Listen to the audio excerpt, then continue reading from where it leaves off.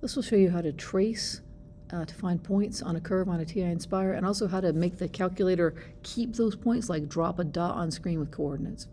So you get the graph you want. This is one we used in calculus. And go to Menu, because it's an Inspire, and it's Trace. The first one, Graph Trace, which is really the only thing in this menu I ever use. It starts you out at the center of your screen, which is often 0, 0, but if you move someplace else it might not be. And as you arrow with the left and right keys, it will move you 2 points along the curve, telling you in the bottom corner what the coordinates of those points are. Now, one thing to know about it is it doesn't count by ones. It goes, in this case, by 0.3. You can change that, I think, with the trace step, but I never do. When I get down, the 3 points we wanted had x-coordinates of 0 and 1 and negative 1.5. So when I get to 0, you can see the calculator pops up that that's a 0 of the function, that the y-coordinate is 0 there, which is nice. But when I move away, it doesn't keep that information. So to keep that information, I'll press Enter while the cursor is there, and it will put a black dot and the coordinates of that dot. And as I move away, it stays, which is really handy. The next one I wanted was negative 1.5, which it also jumped to because it happens to be the minimum. Also, it's a multiple of 0.3. And Enter. And the other one was x equals 1. 0.3, 0.6, 0.9, 1.2. It skipped right past 1. That's also an easy fix. Just press the number 1. It opens up a dialog box. You can type a longer number there if you want to, whatever. But just type the number 1 and then hit Enter. And it will jump to that point without dropping a dot. If I want to drop the dot, then I hit Enter, and there's the dot to stay.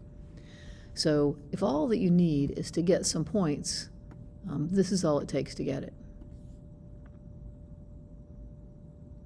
The other thing that we did was to put tangent lines on the curve, and so I'm going to split that last video up and take the tracing part separately. But if you're watching for the tangent lines, here's the part you need.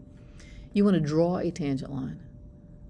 That is a geometry thing, because tangent lines are something you first learn about in geometry class. Then points and lines, because tangent lines are lines. Really? Trying again. Geometry, points and lines. There it is, tangent line. So under the points and lines, a tangent. Select that. And the reason the tracing part of the video is here too is because you really need to have dots there.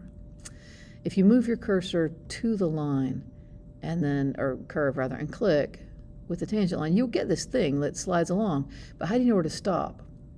When I get to the place where that dot is, see how it says point on and it jumps to exactly that spot? It like grabs. Then if I click, hit Enter, it'll leave the point there for me. Now, really often it's hard to read. If I choose Escape, then I can go back here and drag things out of the way. That's the equation of that tangent line. It's got a slope of 1.25.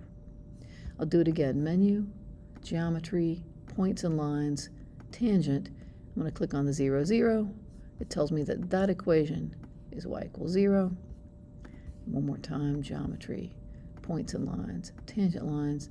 I come up here, and as soon as I get there, I haven't clicked anywhere, I get close, it says, oh, you want this one, right? Because, yeah, I actually do. And then click, and then move some stuff out of the way. You can see that that one is, ooh, y equals negative 6.64 e negative 9. What the heck?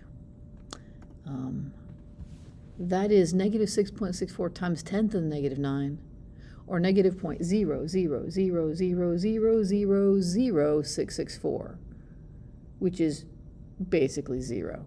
That's a rounding error in the calculator someplace. So that should let you get a tangent line to a curve, and it gives you the answers in slope-intercept form, although in this case the slope is 0.